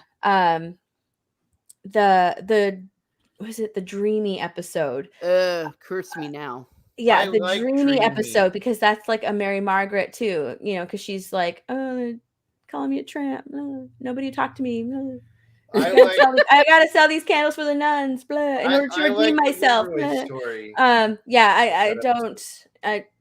That's another just skippable episode. I can skip all over it. So for sure, I think like them, they're not. I like their love story, but their Storybrooke story is just so bad. It's so bad. Yeah, I was gonna say after Snow Falls, their stories in season 1 are pretty tame, pretty lame, rather. Mm-hmm. I can't think of any characters that are just bad, mainly because Mary Margaret and David, they were supposed to be dumber than rocks, but especially once they start the affair, just shoot them both. Because everyone else seemed to kind of rise above it, didn't they? Mm-hmm. Ha! I love it, Mark. I love it, Mark. Hold on. I'm going to change my answer. Yes, Mary Margaret is the worst character, but the worst character for season 1 for story-wise is Geppetto. What? Geppetto. What the hell is wrong with you? Wait, what? He was so selfish. What? That comes later. That's in season 1, though. Wait, yeah, how he sends... Wait, why was he selfish? He was like, well, we don't know what will happen to my boy, so I want my boy to live. So he sends a 7-year-old into a land that he knows absolutely nothing about, a land with no magic. The kid gets put in foster care. Then he goes off and starts doing who knows what because they stole money from some person.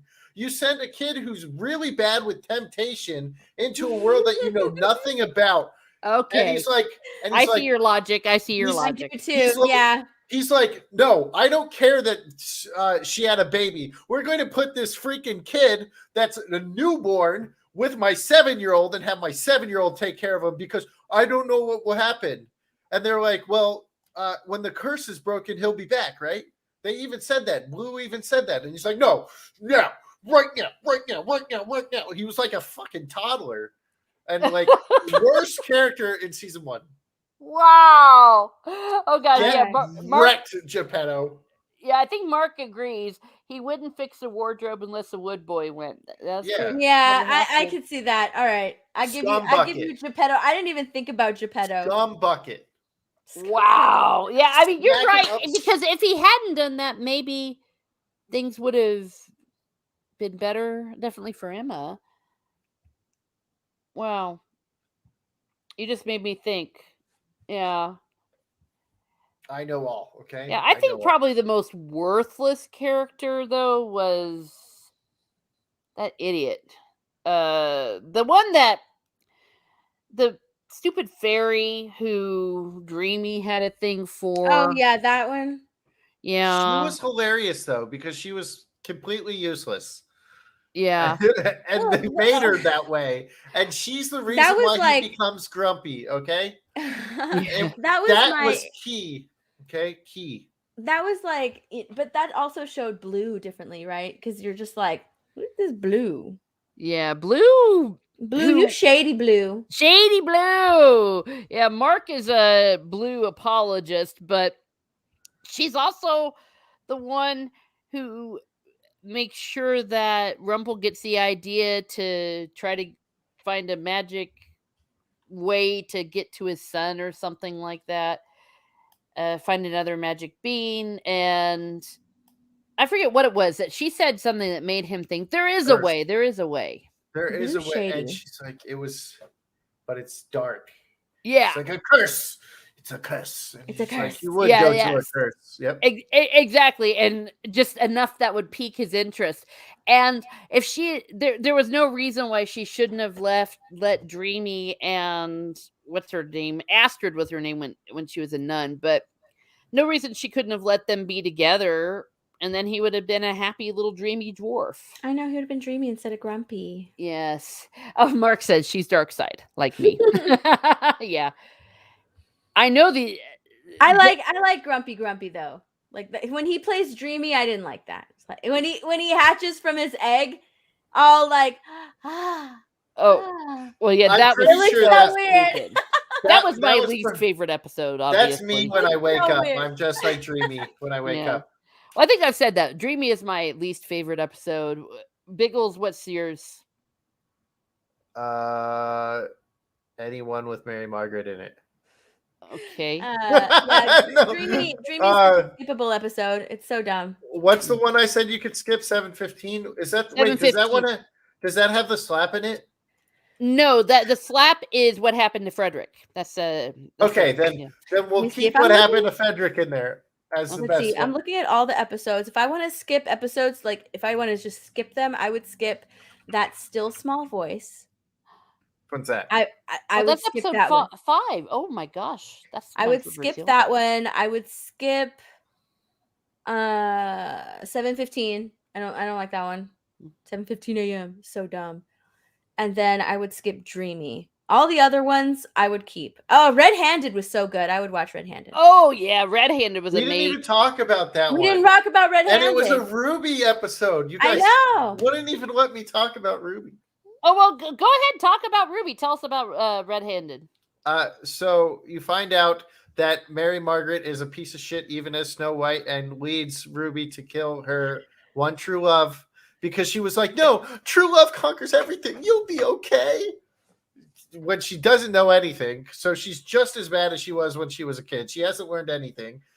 Ruby kills Peter. She's like, "No, Peter, I love That you." was such a cool twist, though. See, this was when once was good. Like the twists in the stories were really, really good. Yeah. You know, because like Peter is not the wolf. Red Riding Hood is the wolf. You know, Peter. You- know, Yeah, Red and the Riding hint Hood was is the Peter wolf. and the wolf It because was Peter and the wolf. Yeah. Yes. And like Red Riding Hood was the wolf. They thought Peter was the wolf. And then like the grandma knew that Red was the wolf, and Granny. she calls Snow like, "Oh, you foolish child!" Like Yes. because of what happens. And Biggles is right. You know, Snow doesn't know anything. She doesn't She's really stupid know as them. fuck. You know, she's just like taking initiative where nobody really they needed none. Yeah, like You need to take nobody initiative here. dot. Snow, let's do this. Yeah. But how badass was the monologue that Granny got to do when they were all having the town gathering and she told the tale? That And was she shows her arm. She's like, "Ah, my war scar." yes. Yeah, I love Red Handed actually. It didn't quite go along with the theme, but you're right. My gosh, that was an amazing episode. Yeah, that was a good episode. Okay. Oh, Michael Silence says Biggles need to get some Christmas spirit. He's very harsh. No, I like how he it's also Mary said- Margaret. You can't skip any episodes. If I skipped episodes, it'd be those 3. I would skip those 3. Yeah. would I'd not watch everything skip- else. Yeah, I know would what you not mean. Skip that's still small voice. I 'Cause would, that's an I would skip that important one. I one. just don't really That's care an for important Archie. one. That's an important one in Storybrooke. It's very That's so important in the That's curse. Archie. Yeah. Well, I think you're gonna have to agree to disagree there. Yeah. But yeah, I Never. see the point that you can't really skip any, but the ones that kind of They're weak. They're You weak. could skip 7:15. It's just basically all it is them like trying to bone each other, right? The entire time. yeah. Mm. And there's It's a few things I that think it it's moves one of the worst forward. episodes in every season put together.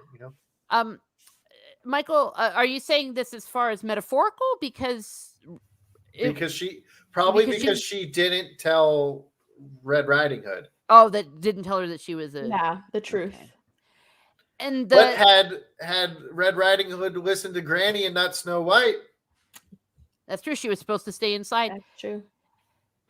Granny should have told her. It's because you just tell a course girl, she should have. always wear your hood. It'd be like, Always wear your why? hood. girls don't listen to anything you tell them. I know from experience with 3 sisters and my mother, and every day I have to get upset with my mother that I tell her something, and then 5 minutes later she's yelling at me for the thing I just told her.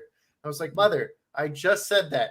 Why Well, it's don't you ever natural. listen to me?" It's natural rebellion to do the opposite. But Red-Handed had a great ending where Ruby kind of comes to appreciate her grandmother and having the diner and all that. I like Yeah. the way they fought, but then they reconciled. Mm-hmm. And she was like, I want to go find some lemurs. What's a lemur? It's like a little monkey thing. Yeah. Wow.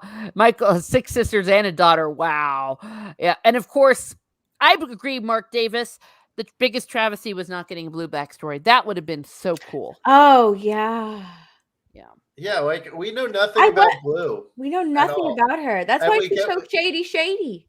Well, they're Yeah, constantly taking her out because apparently she's the only one who could stop anybody. Yeah. That when Rumpelstiltskin like vacuums her up or whatever, like zzz, and all the He's that like, was get in the hilarious. hat, lady. In the hat. That was so But funny. Doesn't I thought they use Hook did that. they use Hook to do that, right? Yeah, Hook did that. Well, forced him to do it, you know, because he was under his control because he had his heart or something. Ah, fuck. I hate season 4. I hate most of what happened out after season 3, but we'll get there when we get there. The only Wow, good so we things said are our least anything favorite. Hook related. Yeah, we said our least favorite episodes. My favorite episode, of course, is Skin Deep. What's yours, Steph? After rewatching season 1, yeah, it's Skin Deep. Skin Deep is Yeah. fantastic. It's phenomenal. I'll Okay. go with Hat Trick, even though I want to say Skin Deep because of that red dress. Oh. But no, they're both really good. So I want to go with Hat Trick because I'm going to go with Jefferson. Okay. No, I mean I will definitely go give you that. Sorry, I had to take care of a situation. But we will continue. I love Hat Trick. And if I were to say what my type 5 episodes of season 1, absolutely. It's very difficult to choose from season 1, but to me, Skin Deep just completely stands out Yeah. on its own. And every And February, I'm not a huge Belle fan. Mhm. Because I just don't know why. She has a Emily Emily DeRaven. DeRaven. Oh my Yeah, god. her How accent dare you. is beautiful, but as far as like Belle, you know, she's supposed to be so incredibly smart, but yet she's always so Dumb. ditzy. And Ye- yeah, I'm not a huge Belle fan, but I do love Skin Deep. She's so Yes. hot though. Skin Deep, she was really good. We joked that when she go into Storybrooke, they sucked out her brains. Yeah. I believe it. They did a very poor job of writing her after that, and Yeah. we crucified them for it because they had it coming. They So- had it coming. So can we do a top 5? Oh, sure. Go ahead and do it for top Okay. 5. So my number 1 is I'm going to go with Hat Trick. Number 2, I'm going to go Skin Deep. 3, I'm going to go Red-Handed. 4, I'm going to go The Heart of the Lonely Hunter. Hard as a little. Mm-hmm. And then I think I like The Price of Gold Oh, yes. as 5. Wow. Yeah. Those are. I can't argue with those choices, except I would have switched around Skin Deep and Hat Trick. Yeah. Yeah, I Skin Deep know. first, Hat Trick second. But I just said I was going with Hat Trick over Skin Deep. Otherwise, it would have been that way. Yes. Sorry, I just. Dan Blackroyd, really? I love Dan Blackroyd. I know. It's just It's his character from Trading Places. Yeah. Oh yeah. my! Like that train scene is my favorite part of the movie, and I watch it every Christmas time, and at least once a year. And I will be watching it probably tomorrow after my stream. Well, there you go. Okay, Steph. I guess if you wanted to say a top 5, Let's see. I would do Skin Deep, The Stable Boy. I love that episode. Skin Deep, The Stable Boy. I like The Shepherd as well. And then The Price of Gold. I really liked that episode. And I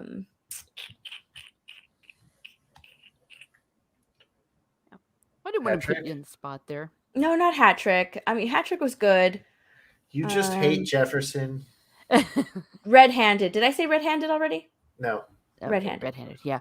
Well, I know stuff for the Huntsman. Oh, well, I did mention him, but I called him 50 Shades of Grey. So, because he went on to play Grey something or other. Yeah. That was my third favorite, The Heart of the Lonely Hunter. Yeah, there you are. Yeah, Or we love fourth our favorite. Huntsman. Fourth, Yeah. actually. This Red-handed was third. Yeah, he made a nice little comeback at the season finale. Oh yeah. Yeah. I don't feel anything. I love his. Yeah. I love his accent. In Northern Ireland. It's not Cork, but that's okay. Well, great. This has been awesome as always. I said next month, answered the question in the chat about when we're going to do this again. We're going to plan on doing this the first Thursday, I believe, of every month. But please stay tuned because sometimes our schedules are schedule-y. But that is the plan. Season 2 of Once Upon a Time in January. Yay! Yay. Where can we find you, Biggles? You can find me mostly on Twitch, twitch.tv /Biggles_Mets. And then I also have a YouTube where it's just youtube.com/BigglesMets, no underscore on that. I'm on Twitch like all the time. I'm streaming like 4 days a week, 5 days a week. So that's where you can find me. I'll be dressed as Santa till the end of December. There we go. Find him over there. If we have a mod that actually, I don't know where my mods went, but I don't have your link, but find him. How about you, Steph? You can find me on YouTube, Twitch, Instagram, and Twitter, all at My Nerdy Home. No spaces. And she has several shows on Saturday night. She has Talk Nerdy to Me with Mara. It goes back and forth on the different channels. And you can find me here on Miss Martin Muses, where we talk about what makes me laugh, makes me cry, makes me happy, makes me sad, or just really ticks me off. My next stream coming up is the Two Towers on Saturday morning.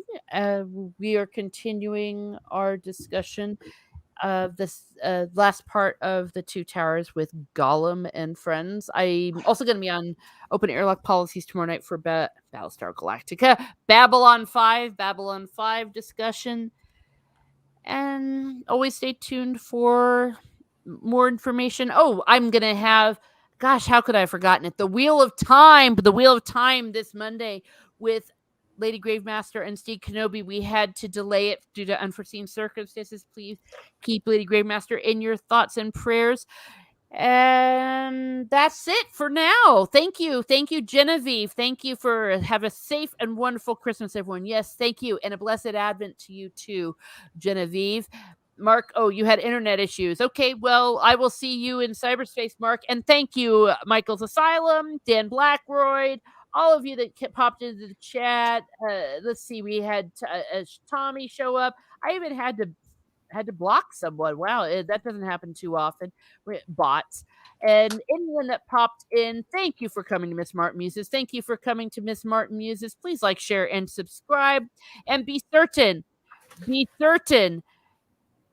if you, oh gosh, I don't even know what to say. Oh, be certain if you're Biggles and you see Mary Margaret walking down the street, intervene. Someone intervene. Yes, and Mary